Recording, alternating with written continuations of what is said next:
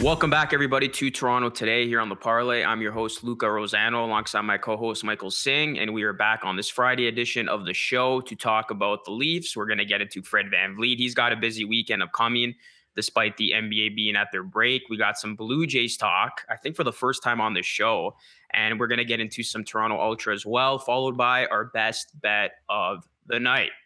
But let's first start with the Toronto Maple Leafs. Sound impressive victory over the Penguins. I got this bet really wrong. Mike, I think, got both of his bets right. I don't think he actually put one in, but you did like the Leafs in the spot. They went 4-1. The under hit as well at 5 goals. It was great to see fans back in the stadium. 50% of fans were in the building, so the Leafs did have some extra juice. They had some extra spirit in the building to uplift them. And this was just a solid win. You look at Matthews, he scored in this one, scored the fastest goal to begin a game in his career, 20 seconds in. And that's when I knew my bet was done. And the line managed to negate Sidney Crosby's trio. They definitely played well. And what stood out to me the most here was, of course, Jack Campbell. He stopped 45 shot attempts on 46 shots, which was a season high. And this was definitely his best performance of the new year.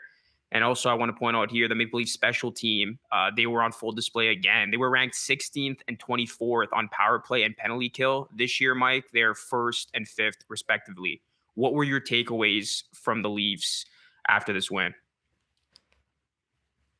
It was really impressive. As you mentioned there, 50% of fans were in the building, and I felt like right away you could see that add to this Leafs team and how dominant they are at Scotiabank Arena already, let alone getting some of the home crowd behind them. Austin Matthews, 20 seconds in, but not only the goal, which was a nice breakaway finish by Matthews, but not only the goal, it was the overall play by the Leafs. They were line after line, they were rolling lines in the offensive zone. They were controlling the puck, and they looked like they were making sharp, crisp passes. The old adage is they looked like a step ahead of the Penguins, which honestly they did. They looked like they had a little bit more jump in their legs in this one than the Pittsburgh Penguins did. So I was really impressed overall with the Leafs' performance, and it was one that I think was really much needed against a team that whooped them earlier in the year. The Leafs have been kind of shaky of late, although they've still found a way to pick up some wins. But against a team like the Penguins, who are just on an absolute roll, a very good hockey team, the Leafs look dominant. So that was my biggest takeaway. Um, should we do our 3 stars kind of thing that we typically have started, I guess, as of yesterday? I mean, I didn't really prep for that, but yeah, sure, we could do that. Always throwing Luca under the bus here, so Yeah. I'll start. Yeah, let's do it. So first star for me, Jack Campbell. As you mentioned, 45 out of 46 saves. A lot of those stops were actually huge clutch stops. I thought he played a fantastic game. And again, much like the Leafs needed, I think Jack Campbell really needed that type of performance. So I loved his game. Second star for me, Morgan Riley. That goal that he scored on the power play, where everyone was predicting that he would drop it back for kind of the reset as that slow casual build in and breakout in a power play typically goes through Matthews Marner. Riley found the lane, and he scored one of the nicest goals I think he scored in his entire career. Bar down, great snipe press. Tristan Yari, who's been a fantastic goalie this year, but Riley looked elite there. And I think of late, like, he's a point per game player at home. He's almost a point per game player since signing that 7-year, 8-year, $7.5 million contract extension. So I loved his game last night. He's super important to the Leafs back end. Third star here. I know Matthews got the goal. I know he kind of looked dangerous all night, but I love the play once again, of Mitch Marner. Marner's looked like an elite forward in this league for the past month. Ever since he came back, he once again was involved in a couple of the goals last night. And specifically, there was one where he blocked a shot. He looked like he was a little bit shaken up, but still found a way to make a play, get the puck to Matthews, who sauced it over to Michael Bunting for the finish. And I think now that happens without Marner. The Leafs took a lot of penalties last night, and their penalty kill was really good. And it starts with Mitch Marner, because I believe he's the Leafs' best penalty killer as well. So overall, I think a great night from top to bottom for that Leafs team, but those 3 players in particular stood out to me. How about you, Luca? Yeah, I'm gonna take the obvious here, Campbell, with my first star. I mean, this was a performance that I thought he needed to have against a really good hockey team, and like I said, he had a season high 45 stops and 46 shots. This is gonna be great for his confidence level, and it was good to have him.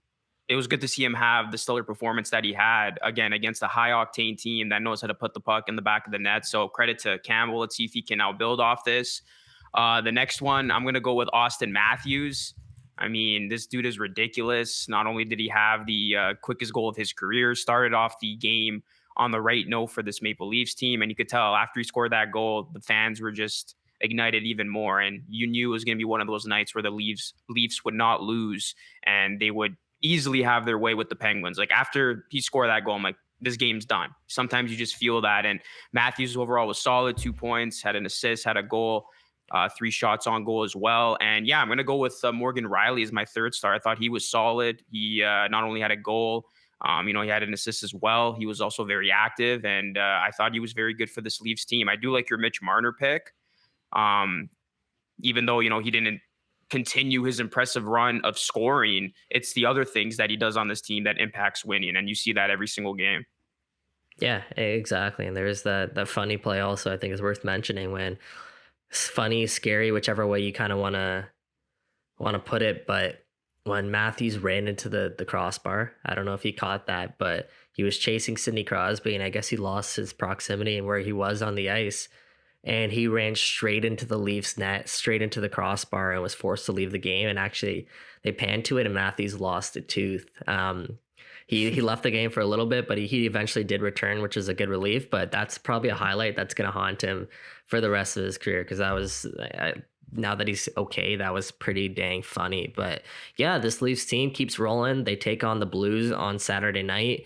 Another real test once again for them. It'll be interesting to see who the Leafs turn to in goal, whether it's Campbell or do they give him a little bit of a break here and go with Mrazek. So let's keep an eye on kind of how that plays out. I think that'll definitely affect the line overall, but the Leafs are at home once again, so expect them to be favorites. 18-4-1 this season at Scotiabank Arena. Yeah, it's going to be a big time game against the Blues, another true test. So I could see them definitely pulling on another win, and I expect them to be favorites given that home record and just the type of run they're on right now. It's great to watch this team play.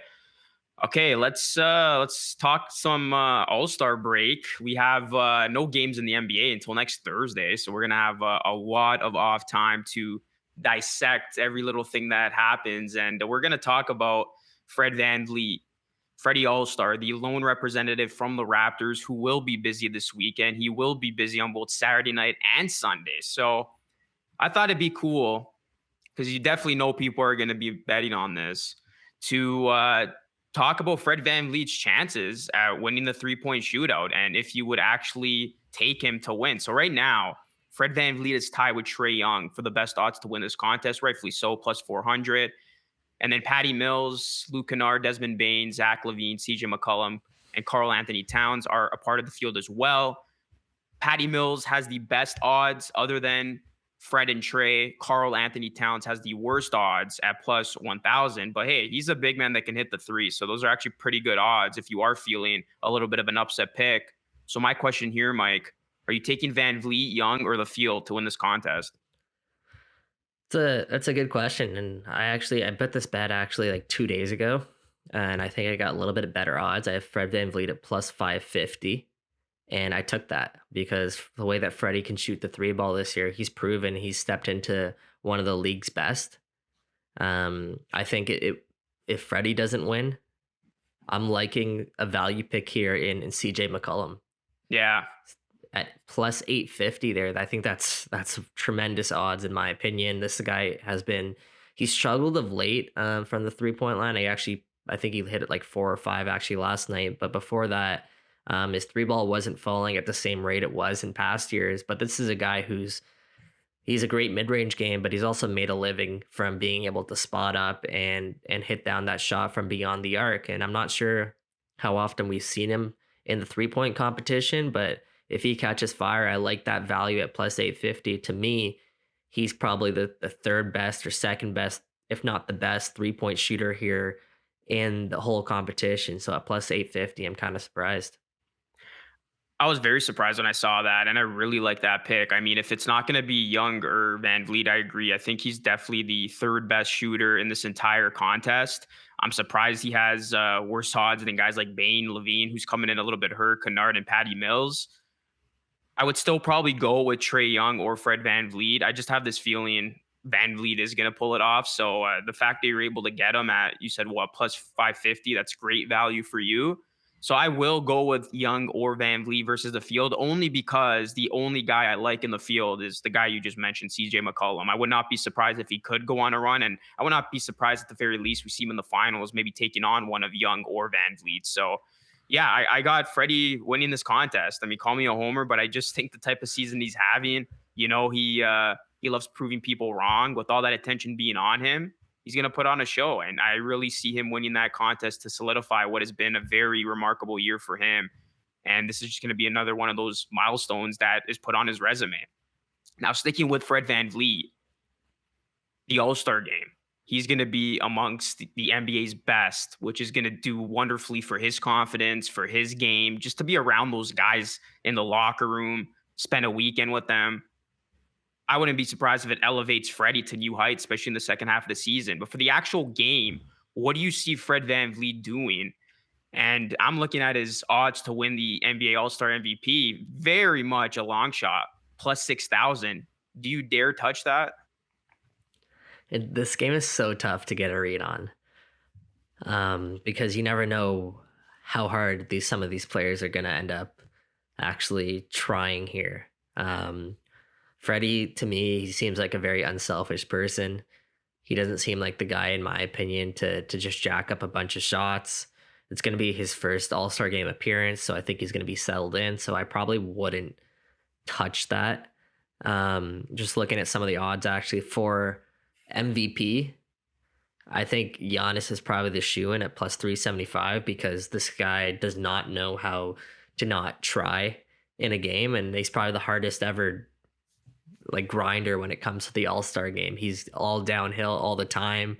At plus 375, he's the favorite, and that's probably why. Another player I see Trey Young at plus 2,500. He's a guy to me that if he catches fire, I think he has the audacity to continuously jack up shots. And I wouldn't be surprised if we see Trey Young put up like a crazy performance. I like those odds. Luca at plus 1,200, same thing. And Devin Booker has that in him as well at plus 1,400. So those guys, and I'm just like scanning the list as well. LaMelo Ball plus 3,000. I'm just basing this off audacity. And LaMelo Ball loves the spotlight. I mean, he's part of the Ball family there. So maybe he's going to use this All-Star game to even further propel his brand. And at plus 3,000, that's potentially another dark horse pick that I kind of like there. So for me, I think Freddie's just going to use this to get his feet wet, perhaps take a couple shots. I don't know how many minutes he's actually going to get. I just hope that he comes back well rested for the second half of the season, because sometimes players head to the All-Star game, they don't get a break, and they kind of struggle out in the second half. So hopefully this does bode well for his confidence and overall play the second half of the year. Yeah, I wouldn't touch these odds. I mean, I could see Fred VanVleet having a nice game, 2 to 3 threes. I wouldn't be surprised if he does one of those like long distance threes that Trey Young has made so famous. But I do like Trey Young's odds. I think that's a guy who can catch fire, and he likes the spotlight too. I could just see him continuously jack up threes until they fall. But I mean, anytime you go into a game like this, yeah, it's so hard to gauge where everybody's compete level is going to be at. Usually the safest pick does win. You're talking about Giannis, talking about LeBron, you're talking about Curry. And I think it'll be one of those three players when it's all said and done. I do have Team LeBron winning this game. I think they definitely have more talent on their team. I mean, Oh having LeBron yeah. with Curry alone should be enough. And then you got Fred VanVleet and some other great players on that side. So yeah, I would stay away from this. But yeah, I think as fans, as Raptors fans, we would be content just to see Fred VanVleet hit a three or two. You definitely want to see him get on the scoreboard, which I think he will, especially with LeBron James on his team, making everything happen around him. I can see Fred VanVleet have multiple attempts, and one's definitely going down. So, yeah, I think it's overall going to be a solid outing for him, and he's going to just benefit from this weekend. Again, being around some elite talent for the first time Fred VanVleet got drafted. Who would have thought it would come in the All-Star game versus anything else? So that's crazy. It just speaks volumes to this guy's story. And yeah, I'm looking forward to seeing Freddie not only on in the All-Star game, but also on All-Star Saturday night. I think that's his opportunity to truly soak in all of the spotlight and steal the show. Yeah, we'll see how he does in his first appearance there, and I'm excited that Freddie does get to showcase his talent because, as you mentioned, one of the best stories in the NBA, and I think a lot of people are going to realize that this weekend. So great for his personal brand, and should be a fun weekend overall. I love this All Star festivities. I love the skills competitions, and 3 point I guess showdown there is one of my favorites. So excited overall. Yeah, definitely the best all-star showcase in all of the pro sports. I think we already established that a couple weeks ago. All right, let's talk some Blue Jays now. Yes, the Blue Jays. We got MLB content for this show, but we still don't know when the league is going to commence. So, Major League Baseball, just to provide a little bit of an update on the lockdown that's been ongoing, Major League Baseball negotiators walked out of Thursday's bargaining session with the Players Union only after 15 minutes, angry over the union's latest proposal. The scheduled start of the regular season is now in serious jeopardy. So, what has been your quick reaction to everything that's gone on? And are you optimistic that we will get a start of the season on time? My reaction to everything's going on, it's really tough to get a real grip of what is going on. Um, we're hearing it through third party sources. A lot of it, the reports have been contradicting. I think the one that was in unison was the 15-minute negotiation yesterday. However, like I still think there is progress being made on some of the key points, albeit maybe not the speed that a lot of people are hoping. And is the scheduled start of the regular season in serious jeopardy? It absolutely is. Am I still optimistic? They set a deadline of February 28th to kind of reach an agreement. 10 days. If they hammer it out, I think there is a way. So call me an optimist. I'm looking at this kind of half glass full. I think there is a way that they do get this sorted out and started on the regular season. But if not, then I would expect it to be started shortly after. So it is what it is. It's a business. There's a lot of moving parts that go into it, but kind of living through it vicariously through the media is never a safe bet there. So I kind of just take a step back in all of this and kind of see how this plays out sort of officially here. I think that's perfectly said. I think anytime you have something like this and you are living through third party sources, you can't really share your opinion on what's going on. And that's why I do stay away with everything. And I'll be honest, I've been so out of the loop of what's been going on with this actual lockout that I'm just a fan in all of this. I just want to see these guys play again. And I think I speak for many of wanting baseball back, wanting it back soon, and wanting it to start on time, especially with Toronto fans about to witness what could be something truly special in the Toronto Blue Jays potentially taking that next step. You saw how their season ended last year, very sour taste in many people's mouths. That was a team that should have been in the postseason. They were scoring at will. And I thought that was a team that if they were able to get in, they probably would have caused some damage. But let's not live in the past, Mike. Let's look ahead now to the future. The Blue Jays right now, based on what I saw, could have improved from the time that I got this. But the Blue Jays are plus 200 to win the AL East. So they're actually tied with the Yankees for the best odds. Do you think this is the coming out party for the Blue Jays? And do you think they do make the postseason via winning the division?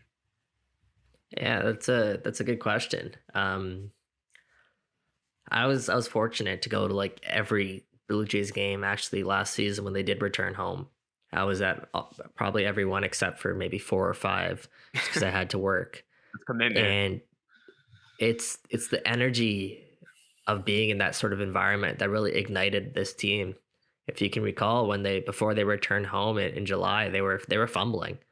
They were not in contention whatsoever, and then bang, they return home in front of a electric crowd there at the Rogers Center, night in, night out, day in, day out. And you could tell it really got to these players' legs, and they turned in some great performances, and they absolutely put themselves in a spot to make a deep run if they were just able to get over that hump there at the end. As you mentioned, bitter end there to the season. But that was also with a capacity limit of about 10 to 15,000 fans. Now imagine if that Rogers Center fills up to 30, if the capacity is about 45, so it fills up all the way there to 45. I'm expecting about 30 on a nightly basis. And I think that'll even go more so to their legs this season. I believe they'll get off to a good start. And from there, they have so much talent on their roster. You think about someone like a Bo Bichette, who is just getting, he's had like one full season in the league. And he led the AL in hits last season. You think about Vladdy, and everyone knows what Vladdy did last year. And can he take another step forward? Can you imagine that? I mean, the guy's only like 22 years old. So why can't you take another step forward? And then someone like a Kevin Biggio, can he bounce back? Can he produce with this team? Can he add something to this team? Because I believe he can. He was definitely, in 2020, 2019, he was making strides to do that. I thought he got away from what he's best at, and that's taking pitches. And I thought he was trying to be more aggressive last year, and that was kind of his downfall. But towards the end of the year, when he returned for a few games, he started to do that, and he started to come around a little bit, and he adds this little bit of an X factor punch that you can't really measure, but he has a lot of heart to him, and when he runs the bases and everything like that, he adds a little bit of an extra bite to this team. So I think he can definitely add to this overall depth of the Blue Jays. George Springer, having him for a whole season, like, come on, this guy was one of the best players in baseball when he was healthy. So I know they lost Marcus Simeon, I know they lost Robbie Ray, but they've also now have Jose Barrios for a full year. Alek Manoah is a year older. You think about someone like Kevin Gausman, who they added, who was one of the best pitchers in the NL the last 2 years. Like, this team has all the potential right now to make a deep run. Whereas if you look at the Yankees, they haven't really added anyone. In fact, they've lost more players than they've added so far. So I think this offseason still has to play out. Freddie Freeman's a big name that's rumored to be on Yeah. the free agent market. And both the Jays and the Yankees are interested in his services. So I think that'll be a big piece in kind of swaying the odds in one way or the other. But I do like the Jays here to find a way to win the AL East with an asterisk over the Tampa Bay Rays, because we never know what the Tampa Bay Rays do, because they Yeah. could be having an underwhelming offseason, but they still find a way somehow to get value, the most value out of all their pieces. So I think Tampa is the real serious threat here to the Blue Jays. Yeah, I agree with that. It's funny how we just look at the Yankees and we forget about the Rays, even though this has been the constant of winning throughout the years, and they do make the most out of what they have. What's interesting to me are the Blue Jays World Series odds. Right now, they're plus 1100. And this is pretty intriguing because we see in baseball all the time the toughest challenge is to get into the dance. Once you're there and you have a solid team, I mean, anybody's got a chance. So for a team that could be on a hot streak like the Blue Jays, that they score a lot of runs, like they would definitely have one of the best offenses in that playoff field if they do get in. That's something that could be, worth your while. I am a little bit surprised it wasn't a little bit worse. I mean, this is, I guess, Vegas hyping up the Jays, and everybody's starting to see that this team could be something truly special. And I think that speaks volumes to how they ended last year. And maybe this Hmm. team is going to come back with a little bit more pep in their step, knowing that they have unfinished business, because what could have been last year, right? That's always going to be in the minds of fans. So this could be that full circle season that comes together, and you do see the Jays get up to something remarkable with these young kids taking that next step and possibly making a run to the World Series. So at plus 1100, I mean, it wouldn't hurt taking that. That's still decent. And I think it's like the fourth or fifth best odds in the grand scheme of things. So yeah, would you dare touch that, or what are your thoughts on the Jays World Series odds as of today? I do like it because I know this ownership group has the ambition to go out there and win the World Series. They have a window, they understand that, and they know that they have the pieces in place to win now. I think a big part of the Jays' downfall last year was their bullpen. They blew a lot of leads late, and they went out. They've addressed that. They have a lot of strong pieces now in their bullpen, and I think overall they're a really well-rounded side. So I do like the Jays to potentially win the World Series. I would absolutely get it on that because, as you mentioned there, Luca, they are in my opinion, one of the best, if not dare I say, like the best team in baseball, in my Yeah. opinion. Yeah, no, I like that. When I saw that, I honestly gave it a second thought. I might actually bet that because this team, if they get in, I think they truly have a great chance to make a run and possibly win this thing. They definitely have the talent there. Okay, let's talk about some personal awards and Vlad Guerrero, the favorite to win AL MVP at plus 300. Are you surprised he is the favorite ahead of guys like Trout and Otani? And just to point this out, his teammate Bo Bichette plus 1600. That would be the fourth best odds, I believe. I am surprised he's ahead of Otani. I'm not surprised he's ahead of Trout. Like I said, Vladdy's 22 years old. He'll be 23 by the time the season starts. And he's why not? Why can't he take another step forward? That's kind of my view on this whole thing. Is Vladdy's a young guy. He again one of his first full seasons here in the MLB, and he showed that he really is living up to all of the hype. So let's say hypothetically he takes another step forward. He's really in contention because he did remarkable things last year, but Otani did as well. The reason I'm surprised he's not ahead of or Otani isn't ahead of Vladdy is because Otani always has that X factor and the fact that he pitches and he hits. And that was the argument that lost Vladdy the MVP last year. So what's changed? Otani can still do both. What's changed to propel Vladdy ahead? So in my opinion, I am surprised that Otani's not ahead of Vladdy there. But don't be surprised if Otani has maybe a down season pitching or hitting and Vladdy finds a way to snag his first MVP award because they don't like giving it to the same guy over and over as well. They like building superstars in this league. And of course, there's one here in Toronto in Vladimir Guerrero Jr. Yeah, that's the thing.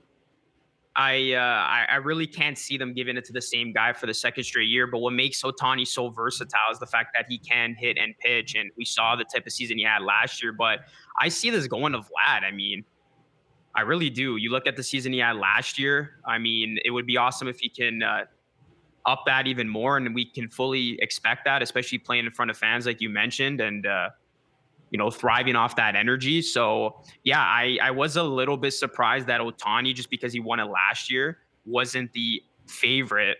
But people are realizing that Guerrero is that next man in line. I really don't see anybody else winning this award.